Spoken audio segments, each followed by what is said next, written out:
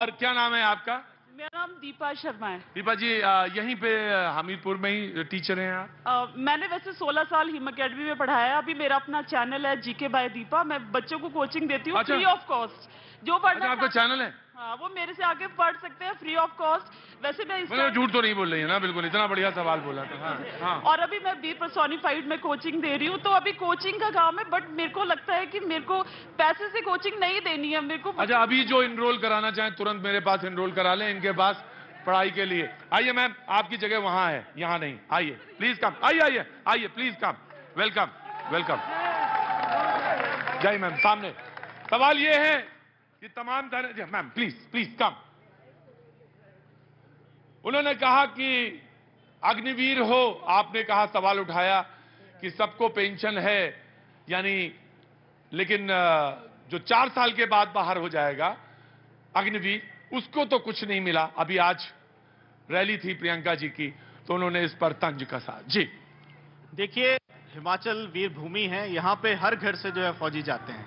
तो अग्निवीर योजना का कांग्रेस कड़ा विरोध करती है, और हमने कहा है कि जब केंद्र में हमारी सरकार बनेगी, हम इस योजना को कचरे के डिब्बे में डालेंगे, और जैसे पहले भर्ती होती थी रेगुलर सोल्जर जनरल ड्यूटी, वैसे ही भर्ती करवाएंगे। और आप फिर पहली कैबिनेट करेंगे और पेंशन भी दे देंगे? बिल्कुल, हम पेंशन देंगे। हम इस वर्तमान मुख्यमंत्री की तरह नहीं है कि जिससे अगर कर्मचारी पेंशन मांगे तो वो कहता है कि नौकरी छोड़ो, आओ चुनाव लड़ो और पेंशन लो। हम कर्मचारियों को ओपीएस देंगे, पहली कैबिनेट में देंगे। वाह जी वाह, पहली कैबिनेट में ही पेंशन दे देंगे। जी बाबूजी, आ गया मैं आ गया। कर्मचारियों के पेंशन के बारे में क्या कहेंगे, इनसे पूछिए। कॉर्पोरेट सेक्टर के कर्मचारियों, कॉर्पोरेट सेक्टर वाले सब, बाबूजी रेवड़ी बटरी सबको देंगे वो?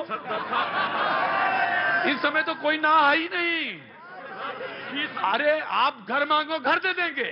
20 साल से दोनों पार्टियां मूर्ख बनाई जा रही है कर्मचारियों। झूठ बोलते हैं। घर मांग लो, सबको एक एक घर मिल जाएगा। अरे आप जो मांगो मिलेगा। इस समय तो सबसे अच्छा मौसम है। जी मैं आया, BJP will respond to this question. जी सर, मेरा क्वेश्चन है कि क्या नाम है सर आपका? मेरा नाम संसार चंद कतना है, और मैं छोटा सा संसार सिंह। संसार चंद कतना जी, आपका छोटा सा? मैं व्यापारी वर्ग से हूँ। हाँ हाँ। और सेल्फ एम्प्लॉयड आपको भी पेंशन चाहिए? पेंशन चाहिए। क्यों आप वैट नहीं देते, आप टैक्स नहीं देते? आपकी कोई बुढ़ापे में योजना नहीं होनी चाहिए आपके लिए? जो मैं बोलना चाहता हूँ वो आप ही बोल रहे हैं, लेकिन मैं यही बोलना चाह रहा हूँ कि जितने सेल्फ एम्प्लॉय हैं, जैसे ये मिस्त्री, राज मिस्त्री थे, आपने इनकी बात की। हाँ। ये मेरी बात की। यदि मैं अभी मान लो 30 साल का होता और मेरे बच्चे छोटे छोटे थे और मैं व्यापार कर रहा होता, और खुदा ना करे कि मेरे को कुछ हो जाए, तो गवर्नमेंट हमारे बारे में कभी नहीं सोचती कि ये सेल्फ एम्प्लॉय जो टैक्स और sale tax, income tax, GST जो कुछ हम इकट्ठा करके देते हैं, सब लोग उसका मजा लेते हैं। उनके लिए सरकार क्या सोच रही है? वाह, देखिए वाह, व्यापारी भी खड़े, बैठे क्यों खड़े हो? तुम क्या सोच रहे हो? तुम टैक्स नहीं देते?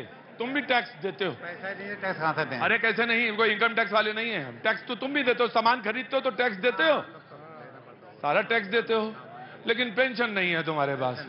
कैसे आए pension? Will respond, BJP will respond. जी सबसे पहले तो जैसा कि हमारे काफी साथियों ने कहा, अग्निवीर को लेकर, हमीरपुर वीरों की भूमि है, हिमाचल वीरों की भूमि है। वो अभी 2-3 साल से नहीं बनी। जब से राष्ट्र का अस्तित्व है तब से हिमाचल वीरों की भूमि है। और रही सैनिकों के कल्याण की बात, तो केवल अग्निवीर का विषय नहीं है। जब कारगिल युद्ध हुआ था तो सबसे पहले इस देश के प्रधानमंत्री श्री अटल बिहारी वाजपेयी जी ने यह पहली बार सुनिश्चित किया था कि जो भी हमारे देश का, हमारे प्रदेश का नौजवान शहीद होगा, उसके पार्थिव शरीर को उसके घर तक सम्मान सहित पहुंचाया जाएगा। ये पहला विषय। देश की आजादी के उपरांत अधिकतर समय कांग्रेस सत्ता में रही, पर कांग्रेस को कभी ये ख्याल नहीं आया। उसके बाद 1 रैंक 1 पेंशन, बहुत पुराना विषय है। सबसे पहले 1990 में देश की संसद के अंदर हमीरपुर के ही नेता, इस देश के पूर्व मुख्यमंत्री आदरणीय प्रोफेसर प्रेम कुमार धूमल जी ने 1990 में उठाया था। उसके उपरांत जब इस देश के अंदर श्री नरेंद्र मोदी जी के नेतृत्व में सरकार बनी, तो इस देश के सैनिकों को, चाहे वो प्रदेश का सैनिक था, हमीरपुर का सैनिक था, उसको 1 रैंक 1 पेंशन मिला। हजारों करोड़ रुपया जो था सैनिकों के खाते में गया। और ये जो मेरे बंधुवर बहुत चर्चा कर रहे हैं, चिंता कर रहे हैं सैनिकों की, अग्निवीरों की, इनको मैं आश्वस्त करता हूं कि देश मैं जब श्री नरेंद्र मोदी जी का नेतृत्व है तो अग्निवीरों की समस्या का भी समाधान भाजपा करेगी, ओपीएस की समस्या का समाधान भी भाजपा करेगी, किसान का भी, बागवान का भी। इसलिए निश्चिंत रहिए, ठीक है चुनावी घी पीजिए और आराम से सो जाइए, सब चिंता दूर हो जाएगी। चुनाव होने दीजिए, उसके बाद। अरे रुको बेटा, आया जी, आने दो मुझे आने दो जी। जरा बैठिए, चुनाव में खड़े हैं क्या? बैठिए जी जी, आया। Of course you want to respond. देखिए, ये कारगिल युद्ध की बात कर रहे थे तो ये शायद भूल गए कि ताबूत घोटाला किसने किया था और क्यों उस समय के डिफेंस मिनिस्टर को जो था वो इस्तीफा देना पड़ा था, ये शायद ये भूल गए हैं। बड़े एक छत्ते में हाथ दिया है गुरु तुमने। अब तुमने घोटालों को नाम लिया, अब ये इतने गिनाएंगे, तुम्हें इतने गिनाएंगे, ये इतने गिनाएंगे। देखिए, पिछले 5 साल में अगर हिमाचल प्रदेश में कोई घोटाले हुए हैं तो भारतीय जनता पार्टी की सरकार ने सैनिटाइजर घोटाला किया, पीपी किट घोटाला किया और इनके प्रदेश के अध्यक्ष को कोरोना काल में इस्तीफा क्यों? गरमा रही है बहस, धीरे धीरे गरमा जाएगी। साहेब, अब छलावा सहन नहीं होता। चोरी न करें, झूठ ना बोलें तो क्या करें, चूल्हे पे क्या उसूलों को पकाएंगे शाम को। बहुत अच्छी बात है भाई साहिब, अब छलावा सहन नहीं होता। छलावा जो है, जो कर रहे हैं उनको सतर्क हो जाना चाहिए। आपको तो लोग कह रहे हैं कि आपने बिरिया पुस्तर बांध लिया और चले गए वापस। हाँ सर, मैं तो जा चुका हूँ वापस। हाँ 7 समुद्र पार। हाँ फौजी का बेटा हूँ। हाँ खुद फौजी हूँ। नहीं, आम आदमी पार्टी के बारे में लोग कह रहे हैं। हाँ बिल्कुल बिल्कुल, बोरिया बिस्तर बांध के सब यहाँ पहुंच चुके हैं और हम यहाँ हैं और यहाँ रहेंगे। हमें कहा गया कि आम आदमी पार्टी पहाड़ नहीं चढ़ सकती। हाँ, हाँपने लगी है। उनको ये बता दें कि हम भी देसी बैल हैं, यहाँ के पहाड़ी बैल हैं। अच्छा, हर पहाड़ी चढ़ेंगे और ये चींटी हाथी को तोड़ेगी इस बार। चुनाव का समय है तो कोई कुछ भी कह सकता, अपने को देसी बैल भी कह रहे हैं। और समय होता तो लड़ाई हो जाती अभी। जी हाँ, बोलो बेटा जी। और तो और क्या, पुलिस के भर्ती के जो पेपर थे वो भी बीजेपी सरकार में लीक हो गए। हाँ, बात सही है, भर्ती के पेपर लीक हो गए। जी मैं जी बाबूजी जी आ रहा हूँ, 1 by 1 मैं आ रहा हूँ। वक्त है छोटे से ब्रेक का वैसे है। जी बाबूजी। 65,000 करोड़ के कर्ज तले दबा हुआ है प्रदेश। 65 से 70 के बीच में लोग कहते हैं कि कर्ज है और 600 करोड़ रुपए का लोड पड़ेगा अगर नई पेंशन स्कीम आई, सॉरी ओल्ड पेंशन स्कीम आई तो 600 करोड़ रुपए का और इंतजाम करिए। कहां से देंगे ये पेंशन? क्या पेंशन कहां से देंगे ये सरकार है? अरे अंदर आइए, आप बेकार वाली बातें करते हैं। आप आइए, क्या आपकी चिंता क्या है आपकी? 65,000 करोड़ के कर्ज के नीचे दबा हुआ है प्रदेश। हाँ। कहां से देंगे ओपीएस पेंशन? अरे इधर आइए, अब आगे आइए। कर्मचारियों को देने के लिए तनख्वाह के पैसे नहीं है प्रदेश में, क्या विकास करवा? अच्छा बाबूजी, अगर बोला ही जा रहा है और सब मुंह जबानी। तो आम आदमी पार्टी है, इन्होंने बोला फ्री बिजली देंगे, पानी देंगे। हिमाचल में फ्री बिजली हुई, बीजेपी ने भी कर दी फ्री बिजली। ये आम आदमी पार्टी की ताकत है।